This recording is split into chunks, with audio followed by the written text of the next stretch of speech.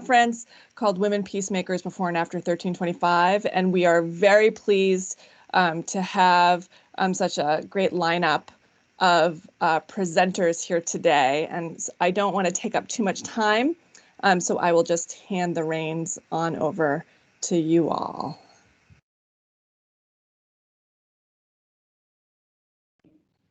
Thank you so much. So let me welcome everyone on behalf of the School of Diplomacy and the Center for Peace and Conflict Studies. This event is the launch of the school and the center's series, Women Peacemakers Before and After 1325. UN Security Council Resolution 1325 established a framework to encourage and enable women to play a greater role in peacemaking. And so this series will focus on the role of women mediators and how, the point of 1325 was to acknowledge that women's needs weren't being met in peace agreements, and that that is a requirement for enduring peace. And so we'll look at how women mediators have been able to be effective in peace agreements before, since 1325, and how we may improve in the future. So right now, I would like to introduce our school's associate professor, Dr. Fredlyn McCormick Hale. She is one of the committee that are working on this series that will continue into the fall. This will be the first of many events, and we will highlight different regions of the world where peace agreements are being made and have been made, and women mediators are acting. And so with Dr. McCormick Hale, along with myself, Professor David Wood, and Dr. Zhang Wang, have been working on producing this series that we hope will have an impact in the future. So Dr. McCormick Hale is a comparativist. Her regional focus is Africa, specifically in Sierra Leone. Her research interests include political development, gender, democratization, and the international aid community. She's particularly interested in international organizations' role in promoting democratization following state collapse. So Dr. McCormick Hale, I will turn it over to you. I thank everyone for joining us, and I look forward to a great discussion. Please feel free to put your questions in the chat, and we will address them later in the program. Or once we turn it over to question and answer, you are welcome to raise your hand and we will call on you. Thanks so much. Good afternoon, good evening, good morning, everybody. Elizabeth, thank you so much for the introduction, and thank you very much to all of you for taking the time out of what I know are very, very busy schedules to join us on this on a Friday. We're delighted to have you here at the Center for Peace and Conflict Studies inaugural speaker series on women peacemakers before and after 1325 as part of the Women's Conference. And really, we can't think of a more opportune time and place to start these conversations, because not only is this taking place during Women's History Month, but we're also honored to be part of the Women's Conference. And we extend our thanks to Professor Vanessa May and her team for all the work that she's been doing to make this conference a success. We're also privileged to have the perfect person opening up this setting as the close. We have the dynamic Ms. Raja Atali here with us, a committed and experienced peacemaker who's done so much to advance both peace and women's empowerment. We're excited to have her with us to share her experiences and to learn more about her work. Her work is squarely in line with the purpose of this speaker series on sharing lessons on the extent in which 1325 has positively contributed to women's continued engagement in peace processes. At the age of 12, Ms. Atali vowed to stay out of politics after her father was kidnapped by the Syrian security forces and imprisoned for 9 years due to his activism against the regime. But when the revolution began in early 2011 and stories of government abuses spread, she felt compelled to suspend her doctoral studies abroad and become an activist. She's co-founder and co-director for the Center of Civil Society and Democracy in Syria. And from her base outside Syria, first in the US and now in Turkey, Italy has documented human rights abuses, raised awareness in the international community, and facilitated Skype meetings between Syrian activists and experts worldwide to help protesters on the ground mobilize effectively. Through CCSDS, she's currently involved with a wide network of activists working on different issues inside Syria, including civic media, organizational development, women's empowerment, and transparency. Together with Anne-Marie Coder, a scholar of strategic nonviolence, Professor Lee has researched the challenges of unarmed resistance in Syria, with a special analytical focus on women activists' opportunities and challenges. So as you can see, we couldn't have a more, a better fit, a better person to kick off this series with us. She will help us to think through the main questions, the two main questions that undergird the speaker series, as Elizabeth discussed. So we are looking forward to hearing from you. Ms. Ataliu Baja, welcome, a warm welcome to you. Thank you so much again for agreeing to be with us this evening. It truly is an honor to have you here. Thank you. Thank you very much. I really appreciate it.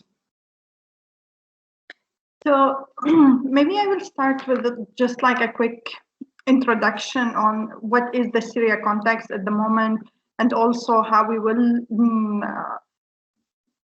how we have been engaged in the last 10 years in trying to implement actually 1325 in the Syrian context and increase the women participation in, especially in the official negotiation, but also on track 3 level and track 2 level. So Syria, in March, we are celebrating the 10th anniversary of the Syrian revolution, where in March 2011, people, women, men, and youth have taken the streets actually to call for freedom, justice, and also like dignity in life. Many people were arrested, like the Syrian regime at that time took the force in order to respond to the peaceful demonstration, raided many cities, but this is not only that. Like in the last 10 years, human rights violations that were committed in Syria by the Syrian regime and other actors later on is tremendous. Like a human rights atrocity and crimes against humanity and war crimes have been committed, like chemical weapons, bombing, viral bombing on cities, siege, even siege to death, detention. Many people were tortured to death, and many people, like thousands of people are still, tens of thousands of people are still in detentions, and thousands are disappeared. And I'm talking only about the last 10 years. As I said, chemical weapons were used. And with that situation, at the moment, Syria is divided into 3 parts or 3 controlling areas, just to make it simple. One area which is under the control of the Syrian regime, and one area which is under the control of Syrian Democratic Forces, which the northeast of Syria, and opposition-controlled area, and also which is backed by the Turkish forces as well, mainly in the north, but also mainly in the northwest of Syria. And with those 3 controlling area, we still work towards like more women and civil society participation in any local administrations, but also in any like engagement in the peace process. The political process at the moment is fixed on, since 2015, the Security Council Resolution 2254, which put the roadmap for the political process in Syria as forming, transitioning governing body, and working on a new constitution, and doing a free and fair election under the supervision of the UN. This is the roadmap with of course, like the ceasefire, complete ceasefire, and release of the detainees. So if I want to give like an update on the situation with this roadmap, Security Council Resolution 2254 was adopted in December 2015, and then the Syrian talks started in 2016, and it continues now in the constitutional process. So in 2019, the Constitutional Committee was founded, and it was founded by 3 delegations. The first delegation is the Syrian government delegation, and the second is the High Negotiation Committee delegation, which the opposition delegation, and the third it's civil society. It was like a pioneer idea to have civil society as a delegation in the Constitutional Committee.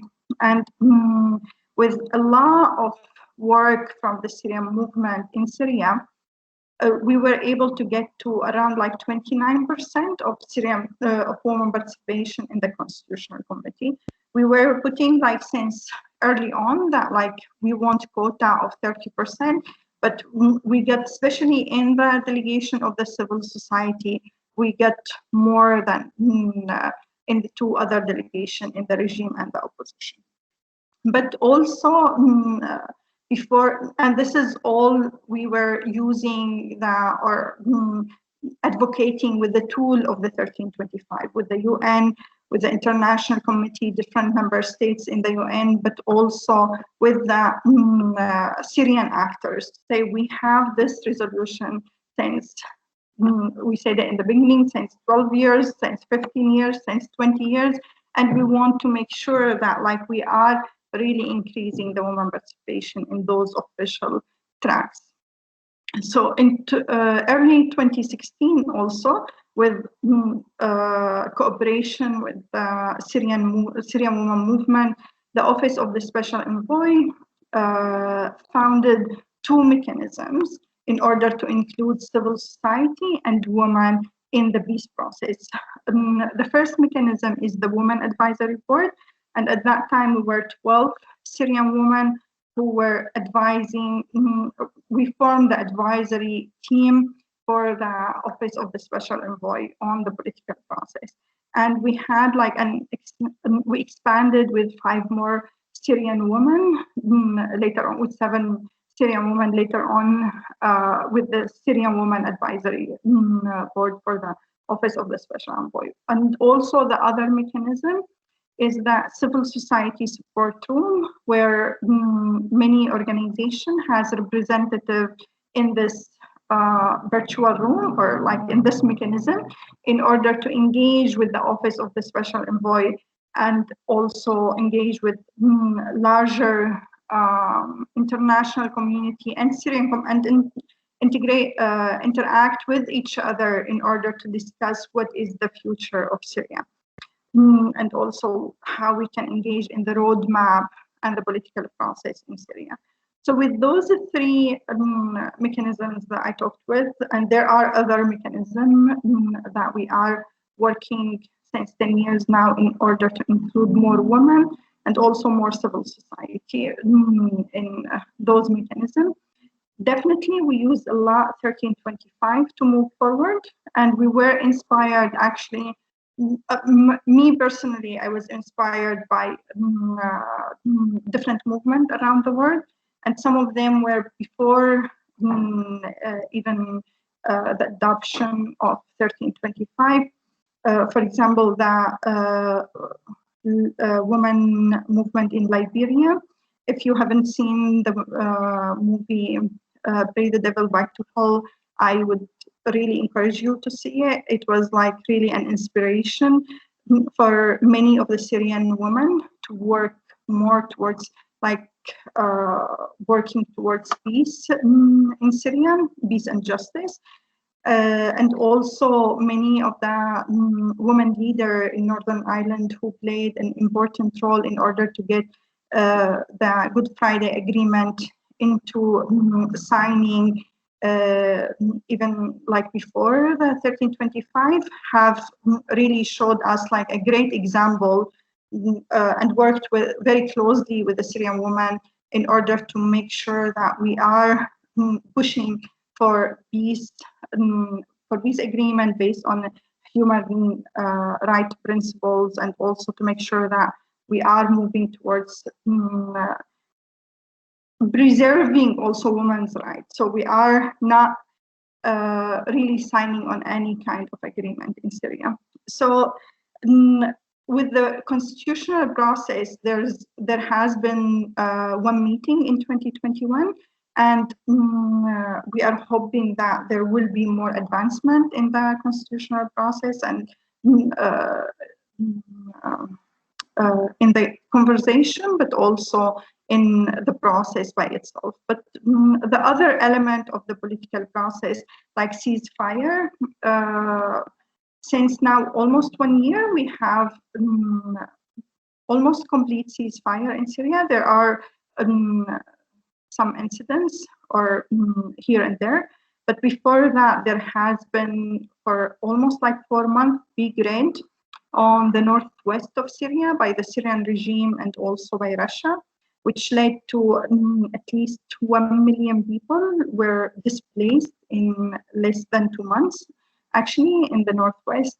And like last year and this year, we heard, and before there was like a big wave of displacement because of the aerial bombing on the area. And also in the northeast of Syria, and there has been, like, especially in the last quarter of 2019, a big military operation there. So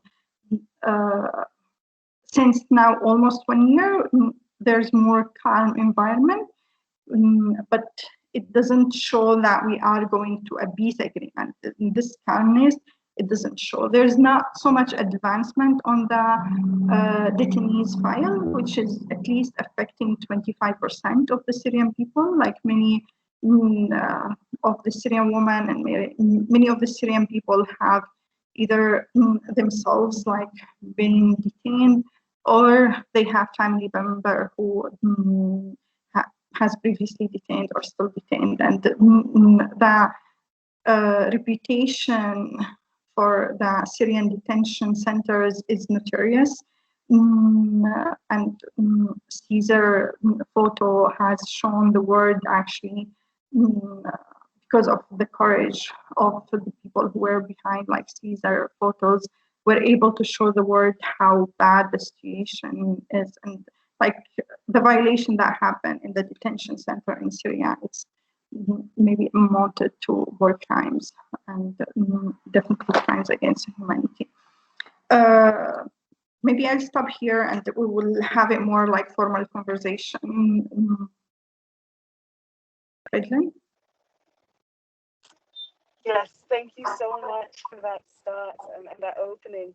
I appreciated hearing what you had to say, and I want the audience as well to know that this is a family conversation. So this is a safe space, this is a comfortable space, as Raja has mentioned. This will be a give and take. It's a conversation involving both Raja and yourselves. So any comments and thoughts that you have, please, as Elizabeth had mentioned, feel free to drop them in the chat box at any time, and we can weave them in through the discussion also. So Raja, thank you. I think you did a great job in explaining the ways in which women were engaged in the process early on. And we know that 1325, part of what 1325 tried to do was to encourage as well as enable women to play this greater role in peacemaking at both levels. And this is something you have been active with. You've been active at the formal political process level, as well as at the so-called grassroots level. And so my question at this point is, given the formal seat that you had at the table, can you tell us a little bit about what was actually done when you were at the table? Were you listened to? Did you feel that this was a welcome space? That your voice was able to impact and influence the types of decisions that were being made? And if so, could you just share a little bit with us the ways in which you felt this was the case? Thank you.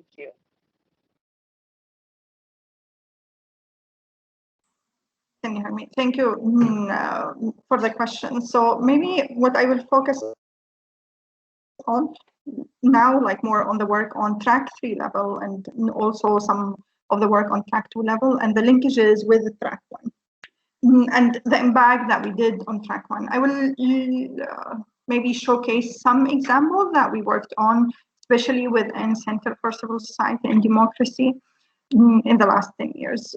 So like since 2012, actually, when the Geneva Communiqué was established or agreed upon, which the first document which talked about like, or maybe the second document internationally talked about like the roadmap for the political process in Syria. Like one of the things that we noticed at that time, like as Syrian movement and CCSD was part of a group of Syrian organizations who are working toward like the Syrian woman, greater Syrian woman participation in peace and justice, mainly in the peace process at that time. So in the Geneva Communiqué, there was only one line which is mentioning women. I'm talking that there's encouragement, there's no enforcement. There was no enforcement. There was like encouragement to have more women participation in the, like from all parties. So from that time, we started to talk more how we can actually increase this kind of participation or like acknowledgement of the woman work in the international, in the national process in Syria, and but at the same time, like our legitimacy and our work has been on the track 3, and also from the movement, like we didn't want to lose the movement for change, because this is where we thought that this is what we will hopefully help the country to change from one state to another, where women's right is preserved or guaranteed, and we have more respect for human rights, we have more rule of law in the country, and like change for democracy. And the space where allowing civil society and political parties to operate freely without like being jailed or killed even. So with that in mind, we want like to influence the track 1 level, but at the same time, we want like to stay on the, stay active in the movement on track 3. We came up with different ideas and it was very successful. One of the ideas that establishing what we called women peace circles, which is a group of Syrian women in different areas, different towns inside Syria, where they are focusing on advocating for specific issue that like is important for the local level. If it's needed to brought to the national level, we were helping, especially within like the secretariat, which was like managing the Women Peace Circle, to bring it to the international level. And with that, like different initiatives actually in 2013 and 2014 has been taken by the Syrian Women Peace Circle at that time, which was like in September 2013, we documented creating 25 peace circles in 25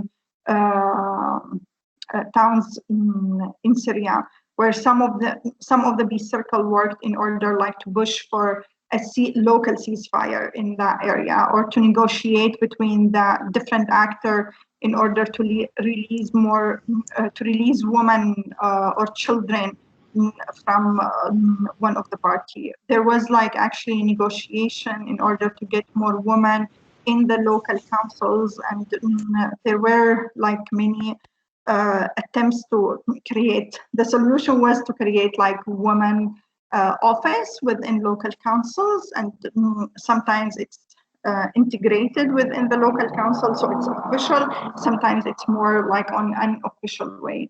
There were like some attempts to break the siege on some of the area by the Women Peace Circle. There was, so after that, there was initiatives which was taken from the local level to the national and international level, where maybe I can talk about Zamadani women in initiative and also Idlib Women Initiative. So in the first case in 2015, there was like a huge, first of all, like bringing together women in Zabadani came together to agree on like where there was like an intensive bombing on Zabadani at that time, to call for the national actor and then later the international actor to stop the bombing on the area and to have a negotiation.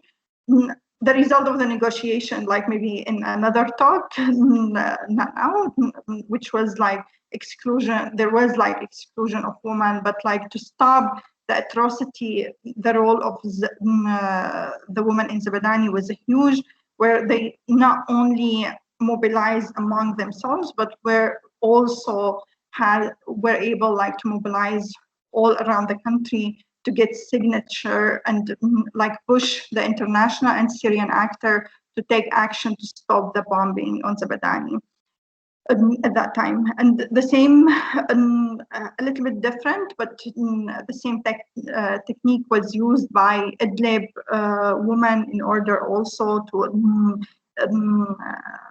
sign a petition like for the special envoy who was which was mentioned actually in one of his briefings to the Security Council to call for stop of the bombing on Idlib, where there was like an intensive bombing at that time. This is 2018. So those are some of the technique that like we used with like on mobilizing on track 3 and how we linked it within like the different mechanism that we are using in track 1, track 2, track 3. But also I want to, and with the Women Peace Circle in 2015, a network of those Women Peace Circle was established, I Am She network, where they still continue to do a lot of great work on the local level, but also with linkages with the national level, as with the Secretariat of I Am She network. Another initiative that also to link between the women in different tracks, we started it in 2014. We call it Space for Collaboration. So we have this virtual space, which on an annual basis, we meet together.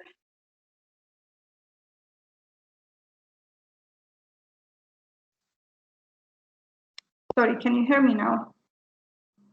Hello? Yes, we can. Yeah. Okay, because it was interrupted. So like with the, so we created this space for collaboration, virtual space to connect women on track 3 and track 2, track 1. Like the organizing behind it was like to have 10% of the women present on all time, like from track 1, Syrian women, and we have around 25 to 30% women who are like active on track 2, who are engaging in different diplomatic efforts in order to influence the political process, and also not only on the national level, but also anything that like is affected the future of Syria. And then like we have between 60 and 65 like the rest is women who are active in track 3. And it has been very useful way of collaborating between Syrian women. At the moment, we are around like 60 Syrian women together who are engaging on those tracks. But at the same time, we are working with 100 each of us, with 100 of Syrian women in order like to focus on one of the issue or another. Like, for example, like in 2019, I think, there was like a focus on. Has it dropped? Can you hear me?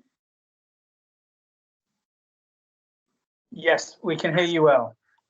Okay. So like in 2019, like we came together and we focused more on how can we have more gender sensitive approach for the detention file, which is a very important file in Syria, and how. I'm not sure if It's on my. It's so Fredlin is traveling and can have internet connection. So I suggest continuing, Raja. And so one of that, like a big endeavor that we have been working on in the last like 2 years is how can we have more women participation in the justice mechanism and accountability mechanisms in Syria. I didn't talk a lot about it, but like we have a couple of mechanisms that like we in Syria that created for Syria. So we have the commission of inquiry that like how we can definitely bring more women into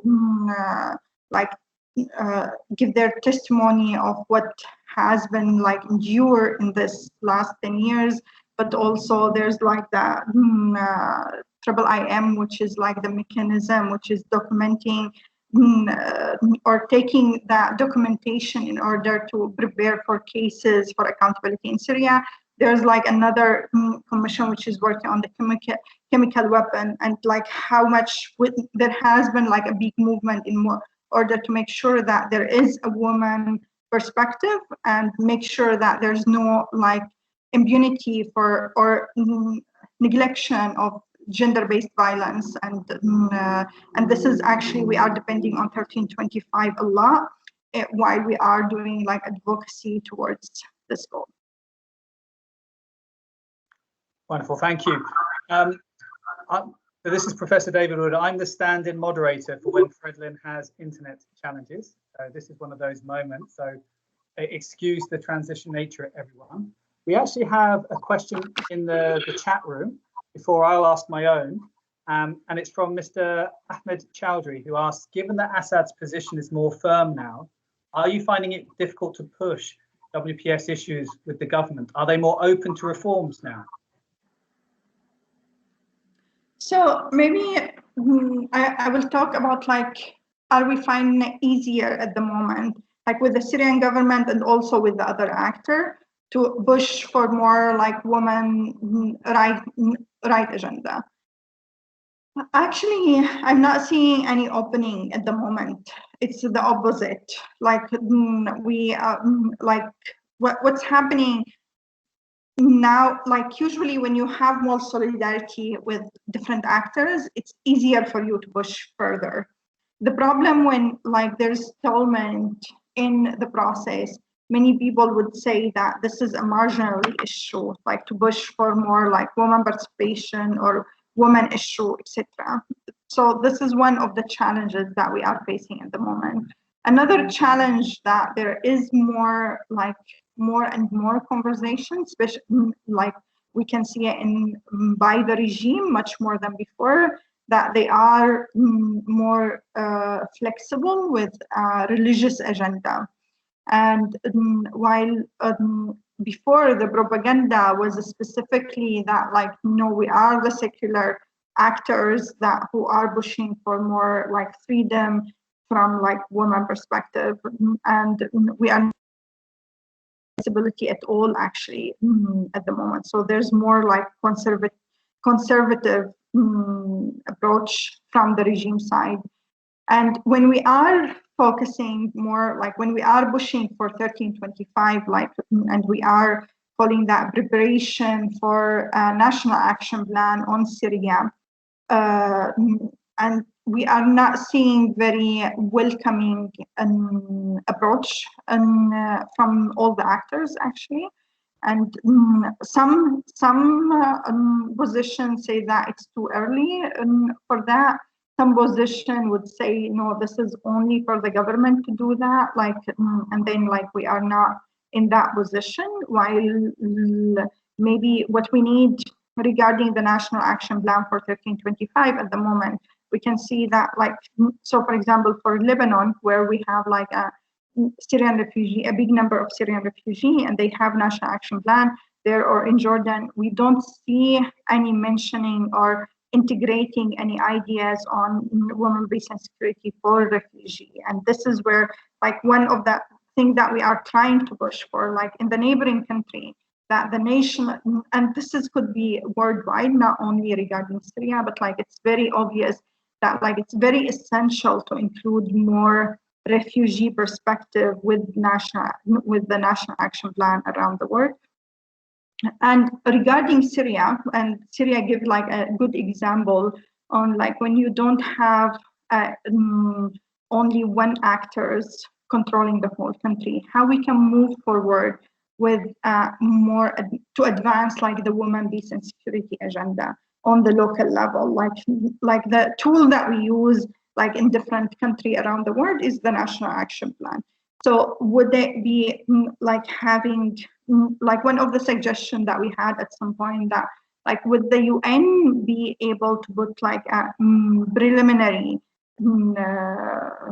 adoption, but of course not the UN, like the Syrian actor would push for that, and then like it would be adopted by UN as one of the actors that they would be supportive of the national of this like action plan, let's say, not call it national action plans in order to advance women in peace and security agenda in Syria and other countries. But like I can give examples on what are the actions that we are asking for. So for example, with the Constitutional Committee at the moment, as I said before, we have 29% women participation. So what we are giving as like an example, while the Constitutional Committee was formed, so we are not saying that reformation of the Constitutional Committee, but we are giving example like if any one of the members was dropped, can we ask that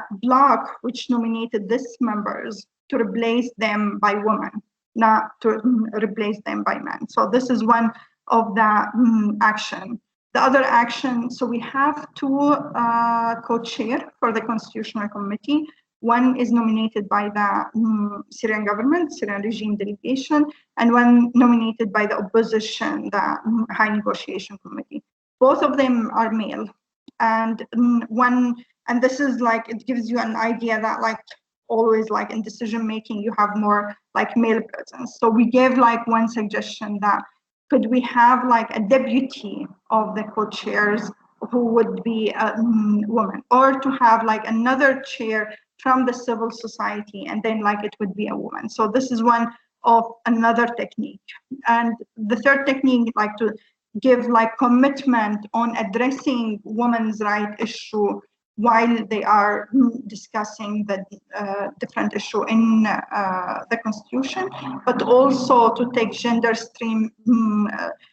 gender-sensitive approach in all the topics or in all the articles of the Constitution while they are discussing within the Constitutional Committee. So those some examples that I wanted to share with you that it's like technicals one on the national level or the formal process that we are giving in order to advance women, peace and security. And then like when we are able to adopt it formally, it will be hopefully more enforcement, like we'll have more enforcement value with it, not only encouragement, etc. Great, thank you for that. I'll ask one more follow-up question before handing back over to Fredlin to continue moderating. One of the questions you were asked is around, how much were you listened to? Another way of thinking about that is, do you have the right women in the room? And if so, what are the criteria for having the right women in the room within a peace process that you've learned from Syria?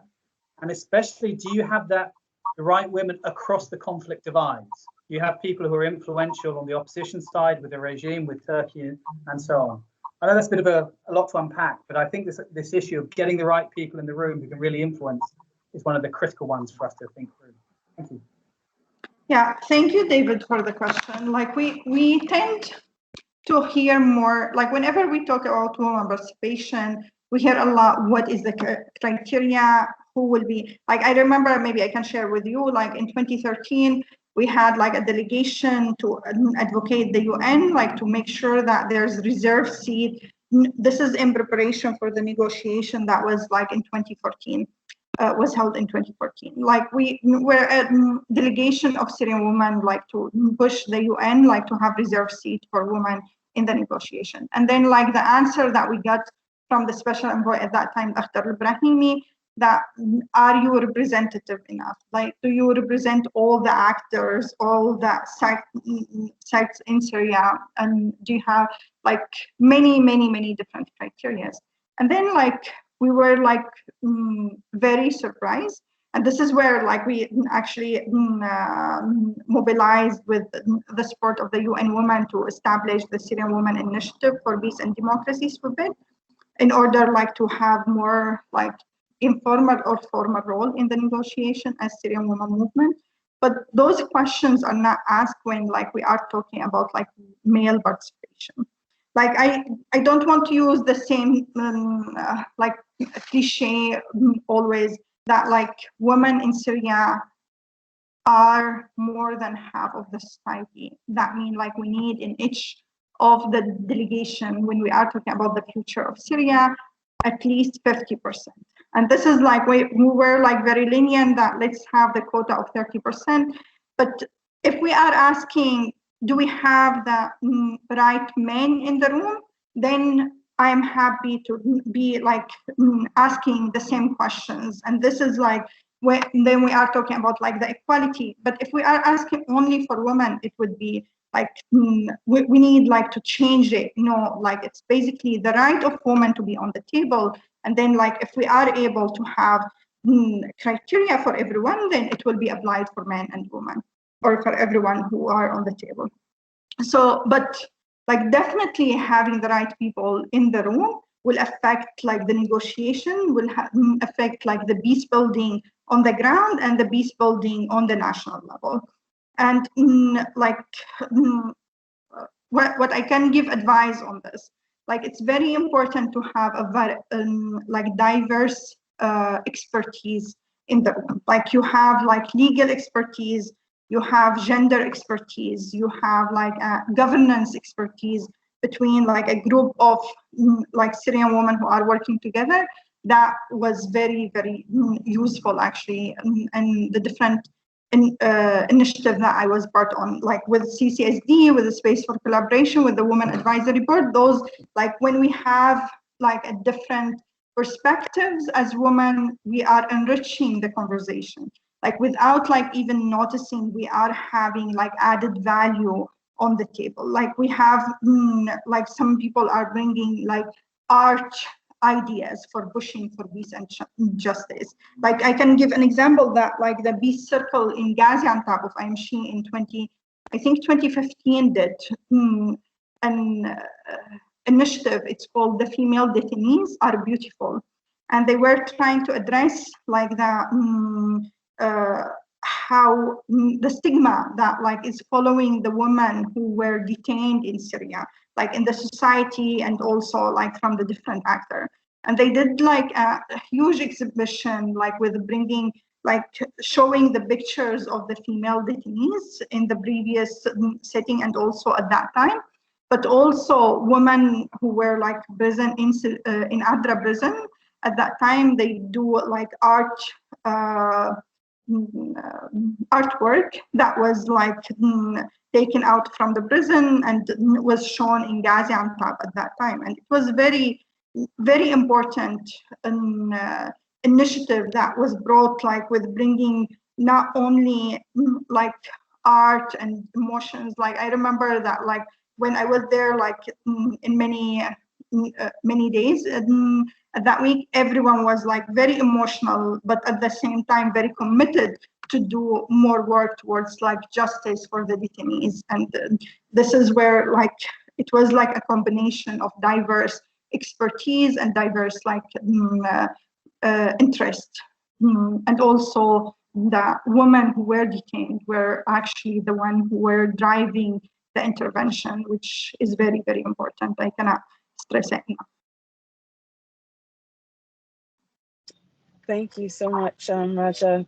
Let me just quickly step in with another quick question, and I do see that we have a question in the chat or in the comments box, or somebody's hand is raised. This is an excellent point that you raised. I know that in I've seen this in other areas where people say there's a question on, do you have do the women have the right experience? Do they have the right expertise? And part of the pushback has been, but is this a question that's equally asked of both men and women? But I want to go to something that you mentioned, which is about presence and how you have women on the ground. And one of the reasons that it's been recommended that you have women participating is because when women are absent and you do not have representation, then particular needs, particular concerns, particular issues are not picked up. And I want to know, could you share a little bit with us about the ways in which the gendered nature of violence that is often ignored, the ways in which your presence and the presence of other women were able to pick up on some of these gendered aspects of violence and the types of responses that you were able to put forward because of you being present. Thank you. Yeah, thank you for this question. I think like the issue that is related to women and the local community is present more like when you are encountering the problem. I think like, so if it's men or women, but when you are encountering the problem, and this is where like men and women are encountering different problem in different ways. So for example, I can give you, in Syria, Syrian women are not able to give the citizenship to their children. And this is in the last 10 years. I mean, even before the Syrian revolution started, like this is a big problem for many of the Syrian women who are like married to someone who is not Syrian. But like after that, like in the last 10 years, it becomes like a huge problem. And this is like it affected many of the children and also many of the paperwork, the legal documentation for children. And this is like become an issue where many children without citizenship, where especially like their father is killed and then like they don't have like officially registered their marriage, etc. And this is like the legal documentation of the Syrian woman and of the children, especially, so was raised by Syrian women since 2015 a lot actually, and still like there are some like procedures or actions towards like more documentation or more like paperwork, but still it's a huge problem where it's raised by Syrian women a lot.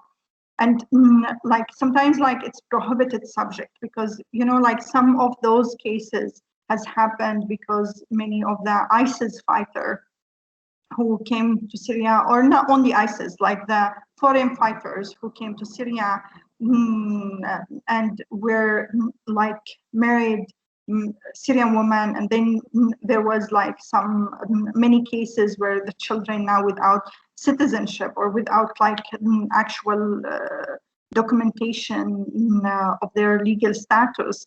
And sometimes like there was kind of like many people don't want to mention the subject, don't want to talk about it, and then like you see many of the Syrian women like was like up to it, like they wanted, this is a problem in Syria at the moment and we need like to talk about it and or try to find solution for it as well.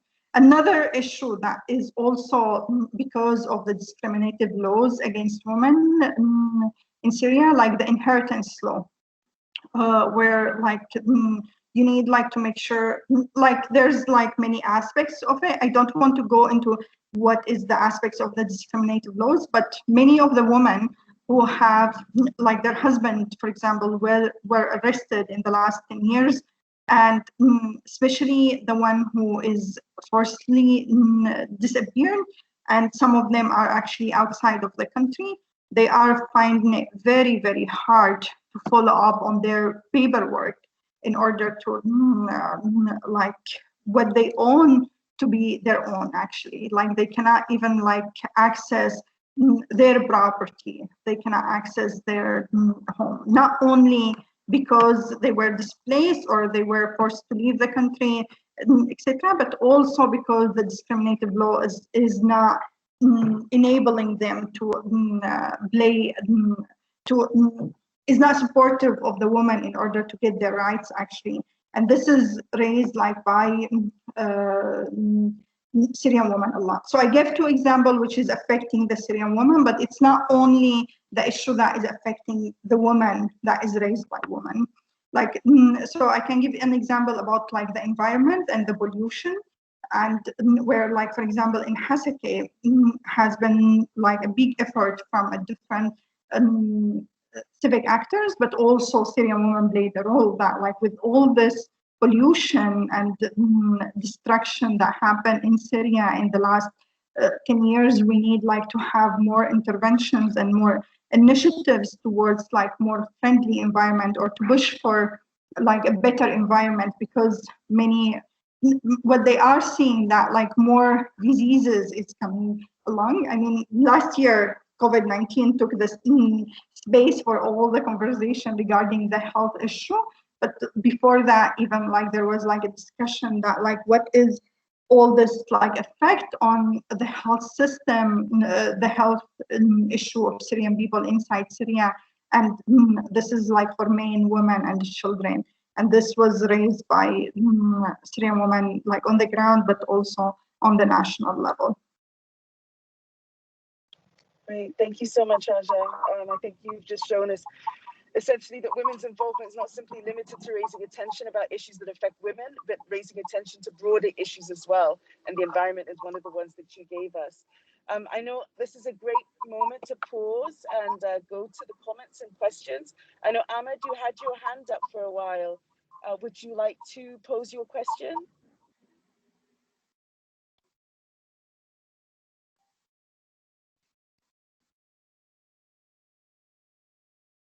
Ahmed, you're on mute in case you would still like to ask your question. I kind of see it in the chat. Someone kind of posted what I was going to say, so. Okay. All right. Well, if we go over to the chat, does that person, let's see. Let's go over to the chat and then start taking questions. And we can start from the first question that's there. The person who's typed the first question, would you like to go ahead and just ask your question? Thank you. That would be Sushant.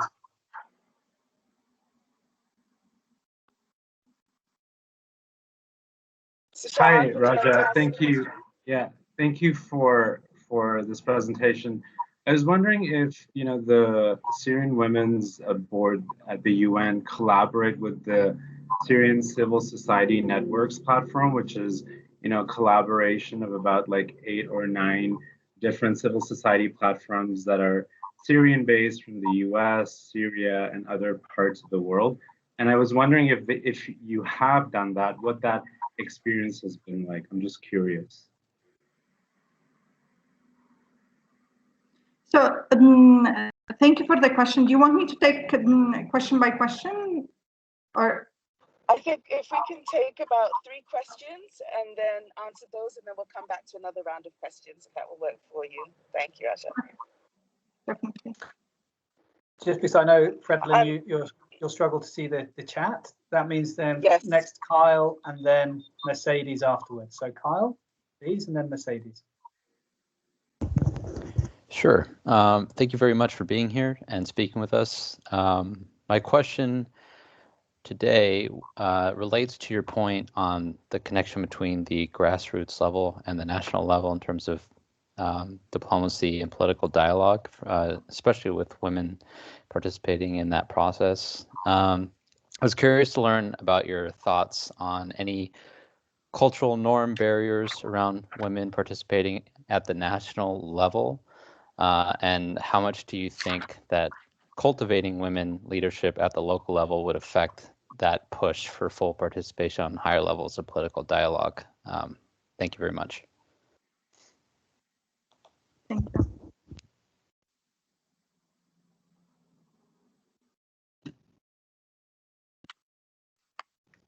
And I think there was one last question by Mercedes. Is it? Yes. Hi, good afternoon. Ms. Altali, I'm so proud of you. And I'm so glad that I was able to join this conversation. So So my question to you was that if you can please repeat the name of the movie that you mentioned, and if there are other documentaries that we can watch and learn more about, you know, this amazing initiative.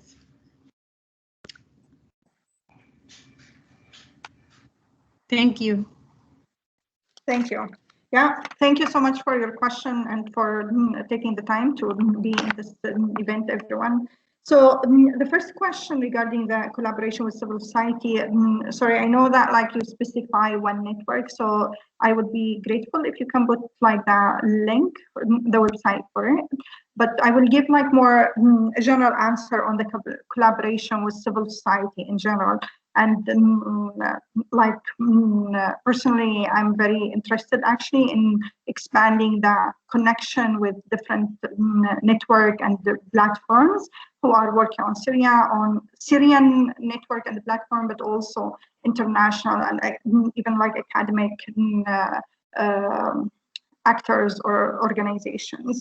So, but like in general, like with the Women Advisory Board, all of us are actually coming from civil society organizations. So what we try to do is to engage with our own organization, make sure that like the topic that we are discussing with the within the Women Advisory Board, for example, when we are meeting on like in parallel with the meeting of the Constitutional Committee, we are discussing that with our own organization, with our own the network that we are working with.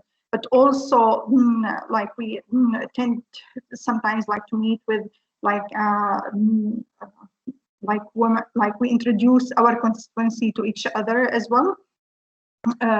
So, for example, in Turkey, we have formed like a group of 10 Syrian women that like we met with the Women Advisory, with the whole members of the Women Advisory Board, and we are giving like updates on any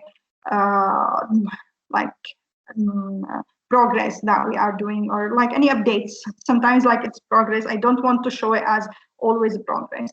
But of course, like I cannot claim that we are like talking or coordinating with everyone. Like more coordination will be always welcome. And as I said, like I welcome coordination with the other.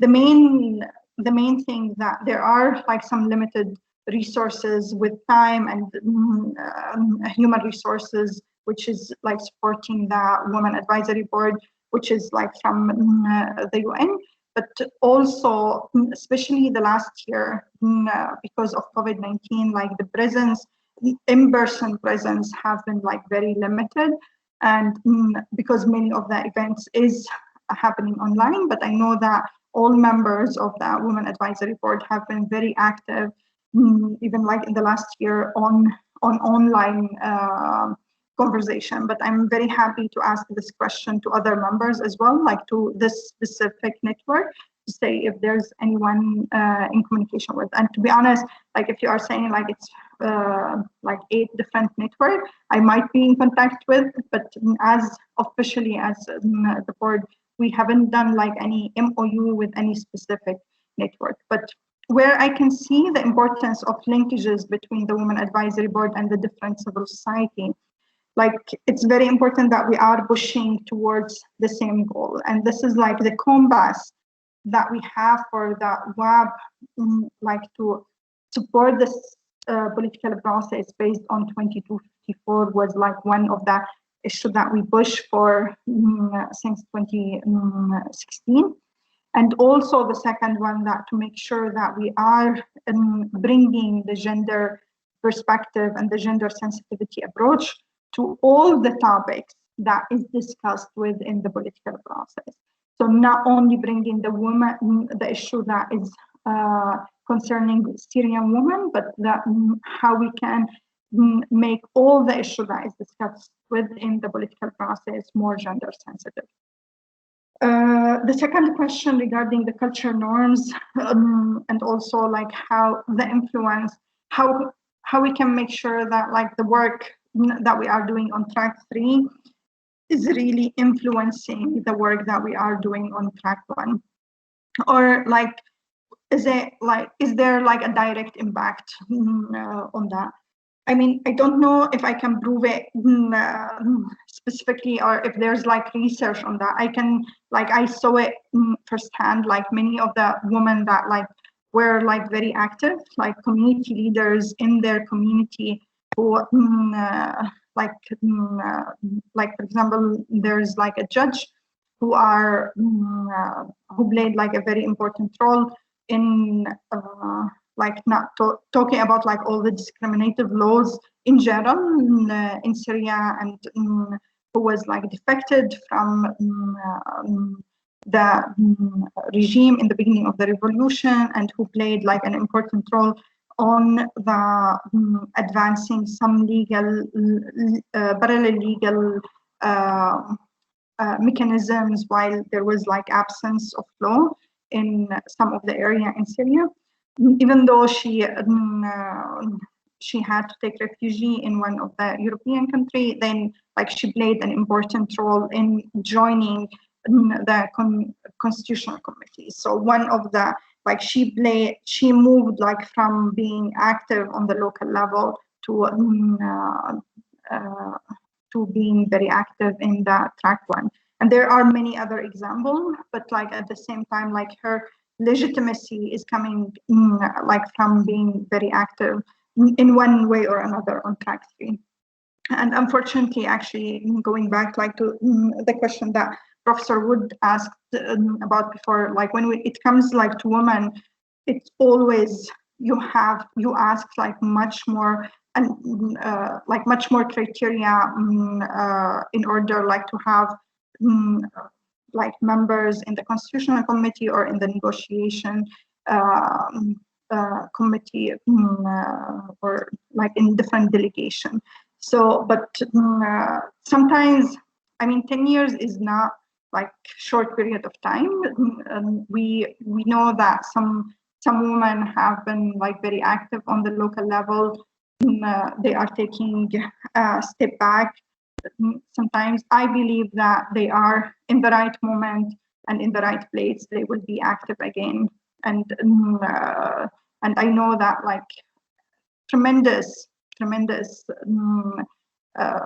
like very hard situation Syrian women and men actually have endured during the last 10 years. So it's very important that like sometimes to know that like even like those very strong actors, they need to have this well-deserved break, and they can be active on the local level, but they are not able to move to the national level.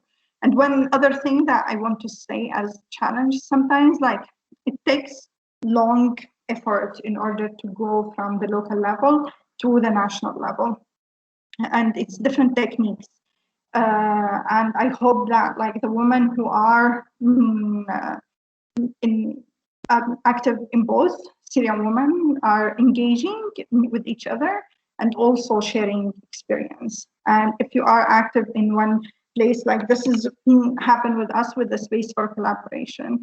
So for example, in 2014, we have one of the women who were like in the like in decision-making position in one of the political party and joined us as part of the track 1 representative. But then like she, like after a couple of years, she is not in the decision-making position and she is not in the same political party. She continued with us more actually in track 2 level later on, because she's continue engaging. Like when you are in decision-making, you have like access to many influential people, and then like maybe you can use it, even if you are not using it in track 1 level, then you are able to use it in like more track 2 or sometimes track 1 level. So just like an example.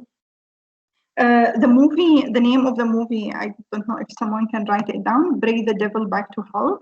And I am very happy to provide, maybe I will coordinate with the school to provide like a list of like around 10 movie that it's very important to watch actually during the, if you are like working towards like women participation, etc. I don't have titles in my mind at the moment, but this is something I can share with you later.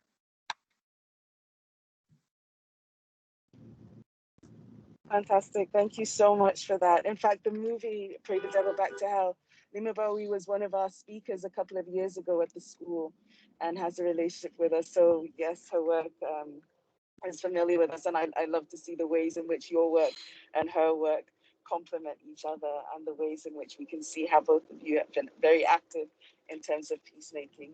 We are fortunate to have Professor Zheng Wang, who's with us, and he's the director for the center. And I was just wondering if he could come in and perhaps if he has some comments.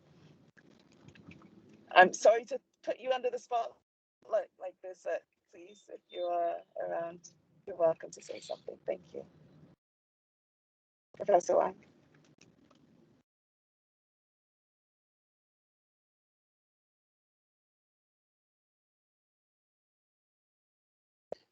If Professor Wang isn't available, just to say that there's a question from Maria in the chat, Fredlin. Okay. All right. David, can you go ahead and read the question? Maria, can you please read your question? Pose your question. Thank you. Sure. Thank you so much, Raja, for your time today and your presentation. We really appreciate you taking the time to share all of your experiences. My question is around religion. I understand that Islam plays an important role in both social and political life in many Muslim communities. I was wondering, how do you think religion affects the role of Syrian women in peace building? Thank you.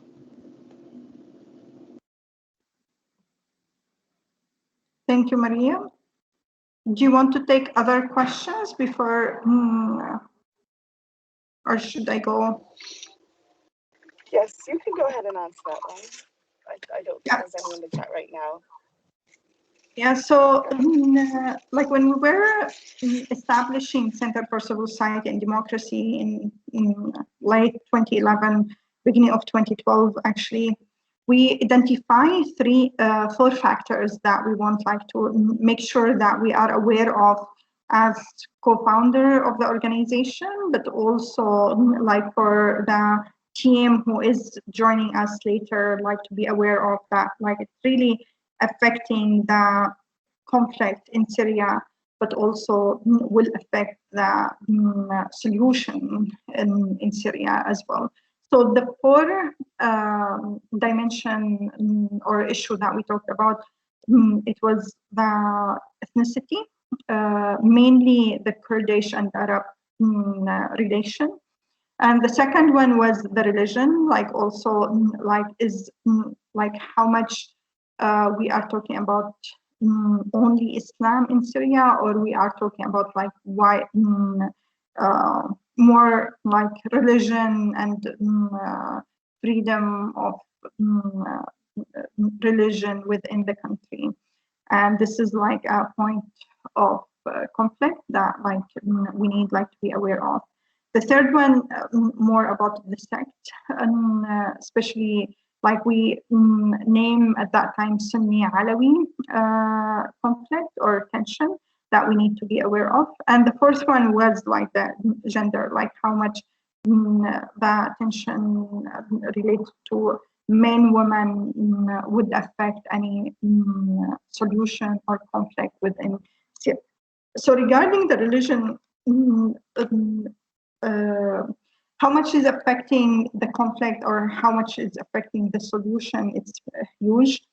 How much is affecting the Syrian women participation or the women peace and security agenda in Syria? I think it's also big. One, maybe I can share one example that could be illustrative of the issue. Sometimes, we, especially the Syrian feminist movement, even before the revolution, have been really calling for changing in some of the laws that it's really discriminative for Syrian women, and also regarding the more secular state where like separation between religious and the state is more clear, then like we can advance more like different human rights and different like women rights within the country without like really facing this difficulties of are we against Islam if we are, for example, like equality in inheritance law, like if we are calling for that, are we really confronting Islamic value or not? So like more separation between religion and the state where we were calling for.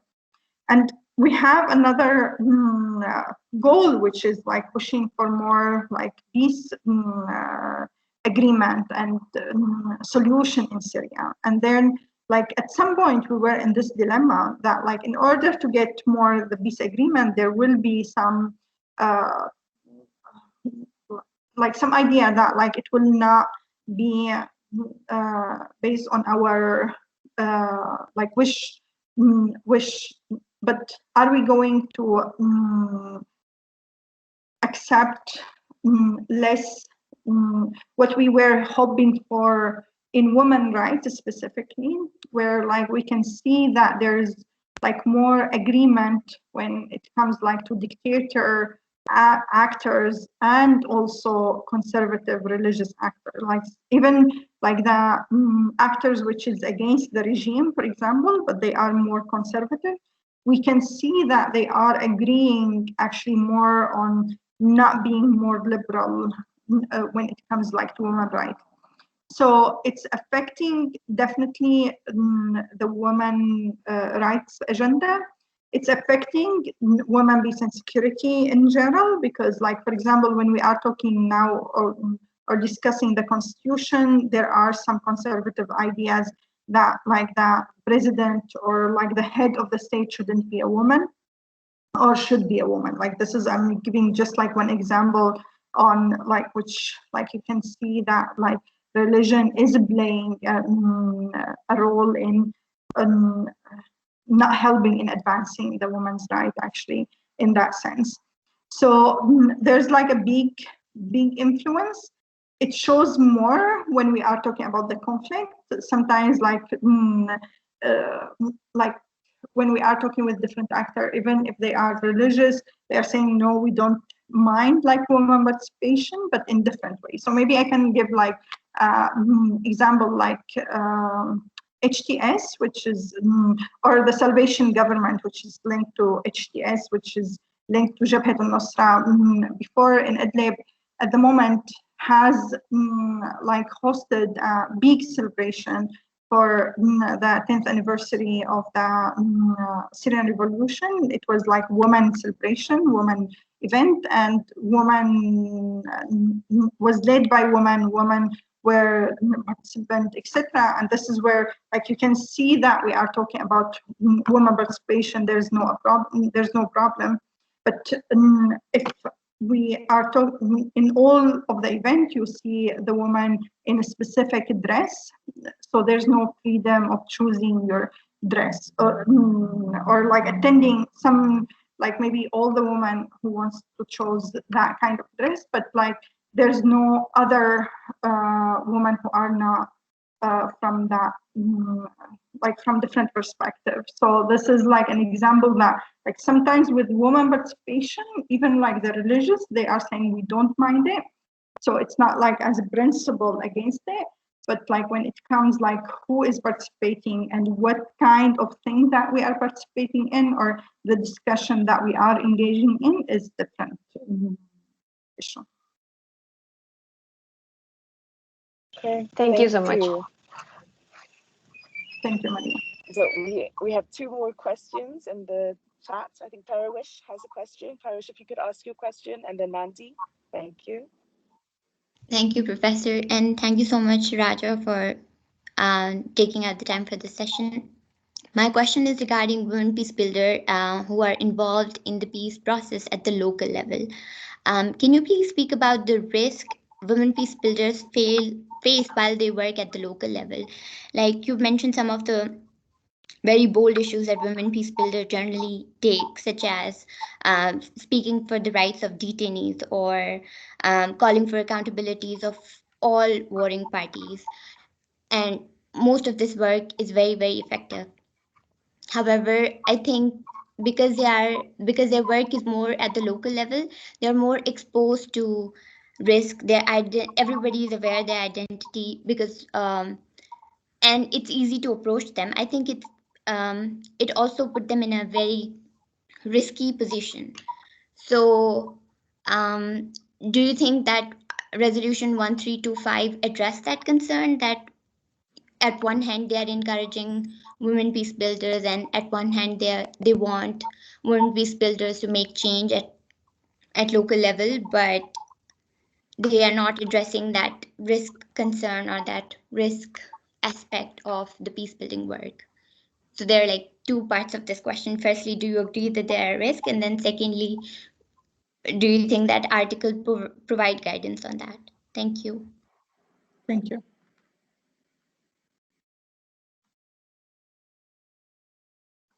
Raja, Should we take I don't see Mandy, so please go ahead and answer Parish's question. Oh, I I'm think Mandy here. is Can I? dropped off. Oh, are you? I'm here. I'm Oh, here. I just please. went out and came back. Hi, Raja. Okay, please go ahead, Happy Mandy. to hear you. I have a question. When you said that the regime is catering more to the religious groups than to women, did I hear you correct? And is this a new thing?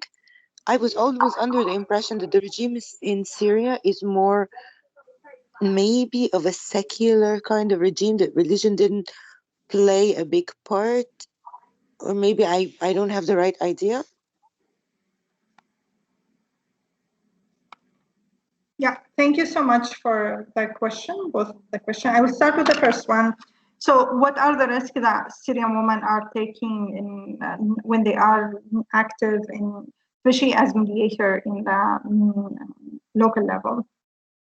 So, I mean, like all kinds of risk. One thing that I would like to highlight before going like to name a risk, like people who are engaging in the national level, or the Syrian women who are engaging in the national level or local level, both they are risking many things, like they are facing many risks.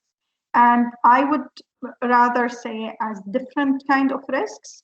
And I wouldn't really highlight it as like more or less, or like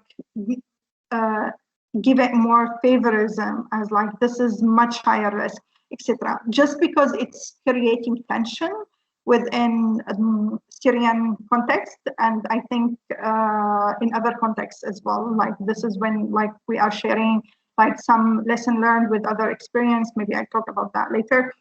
But like to be more conflict sensitive approach, we have been adopted this idea that like all Syrian women or like Syrians who are being active in the peace and justice scheme in the last 10 years, they have been taking like tremendous risk.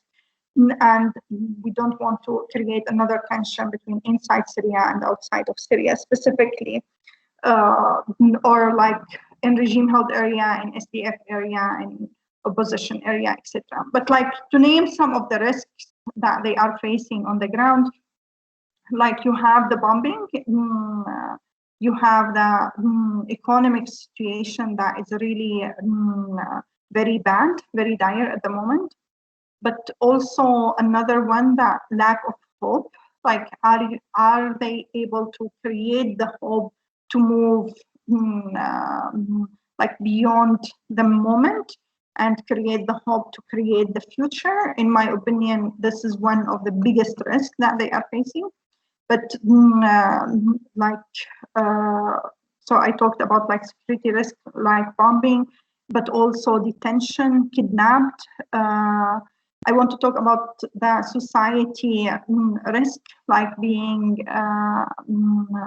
like stamped with stigma, that like you are outside of your community, or you are not belonging. Like Syria, the family is very important. The community is very important. The social life is very, very essential. And everyone agreeing that like it's decreasing in the last 10 years.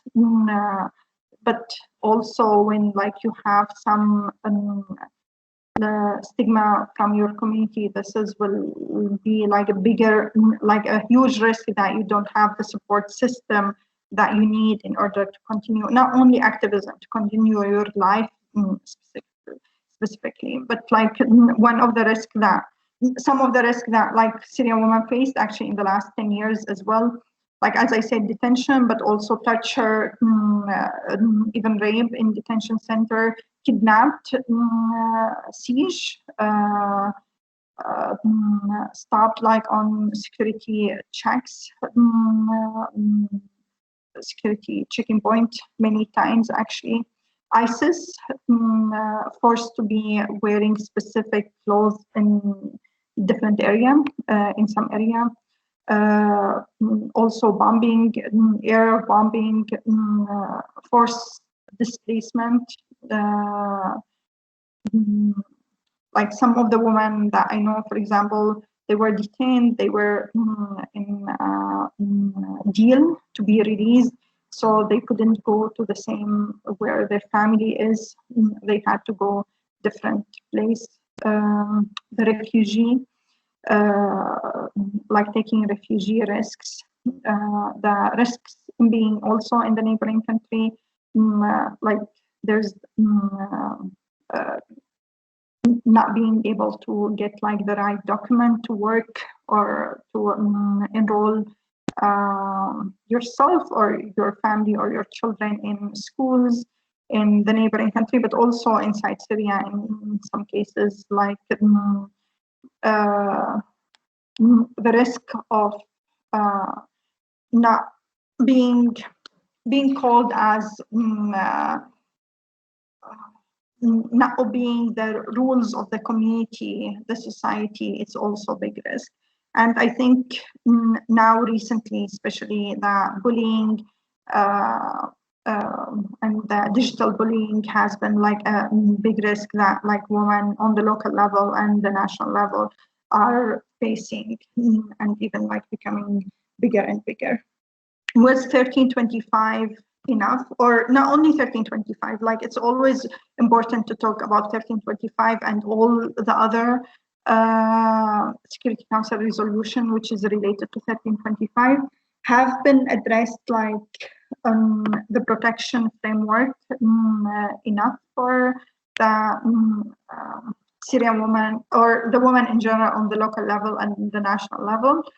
To be honest, I think like it cannot be.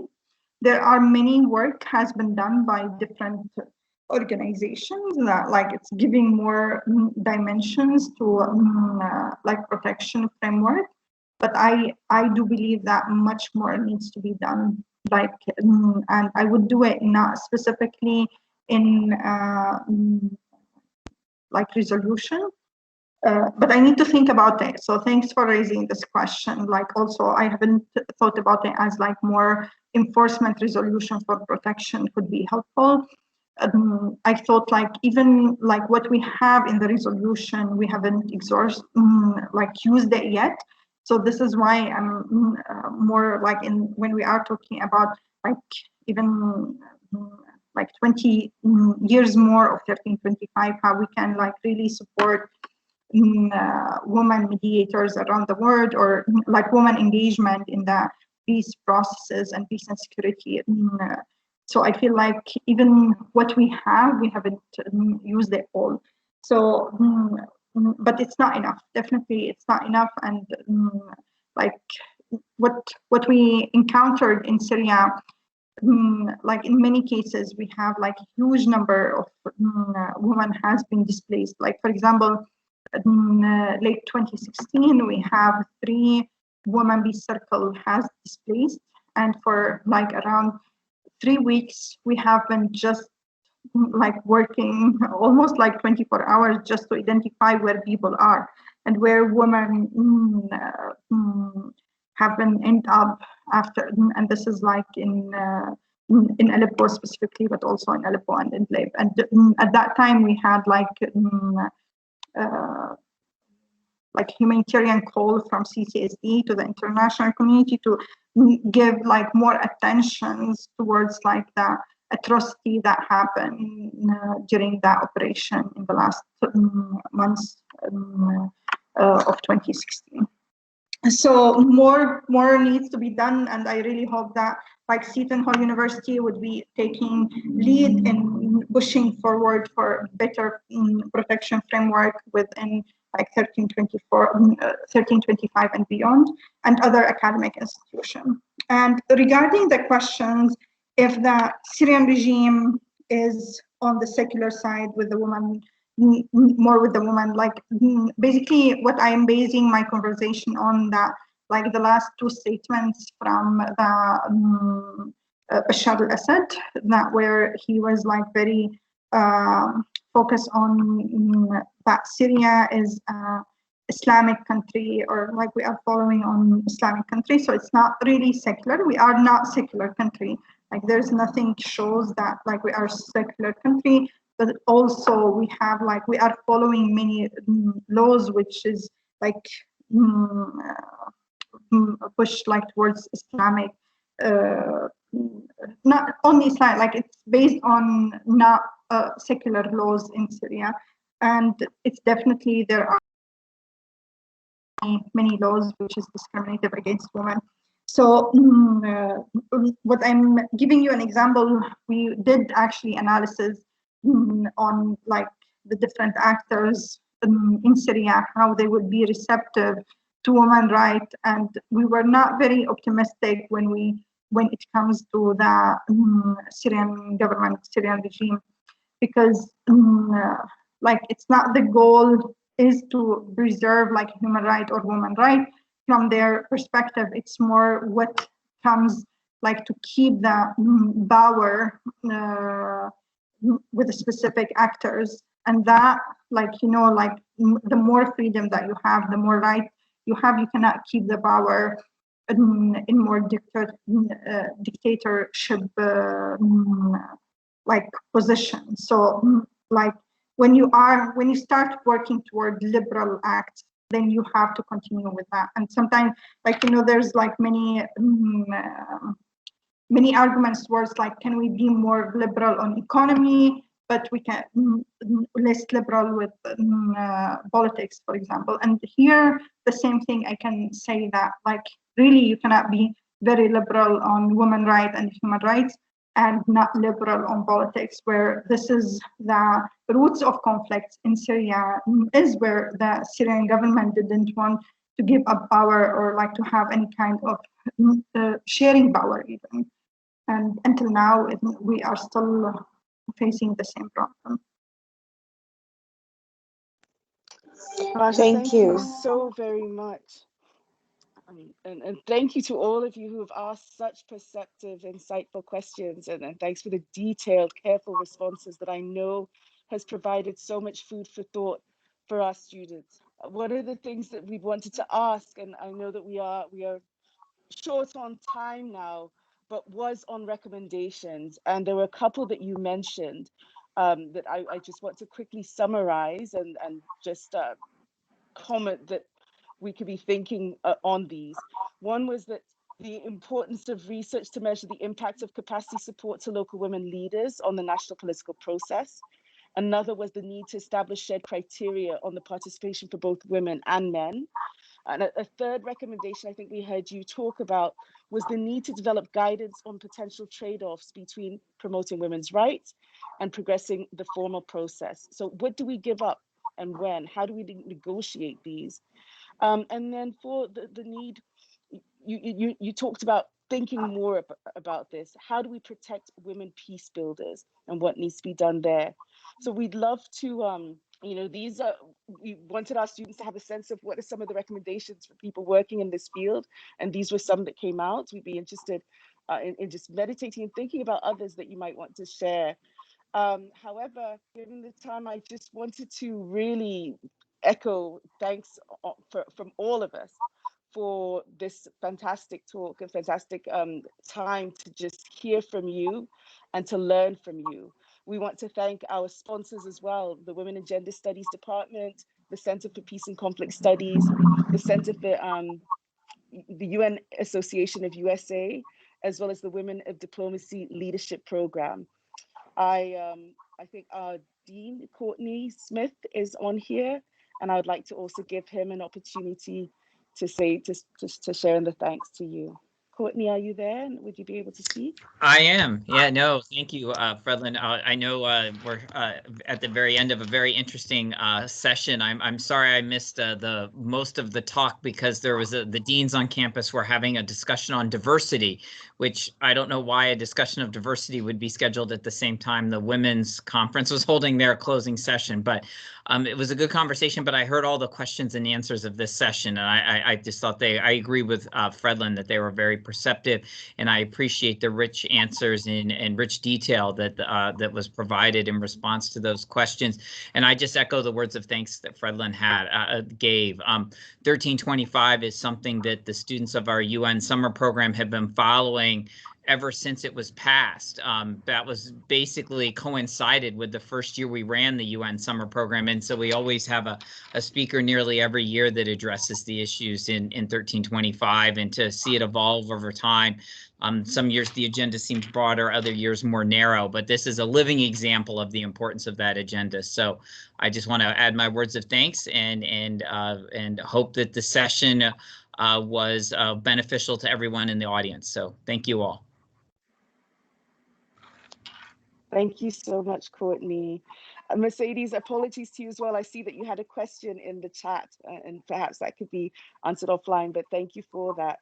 Thank you to all of you that have spent an hour and a half with us on a Friday. We really have appreciated your attention and your attendance. And Raja, we can't thank you enough for taking the time to really sit and dig deep in some of these issues with us. Thank you. On that note, would like to end. Thank you all for organizing the space, and thanks for the participant. I enjoyed it, and I hope it was very helpful for everyone. Thank you for hosting. Okay. I speak for our students. I think it definitely was helpful, and we can see the claps in the chat. So thank you all, and enjoy the rest of your Friday.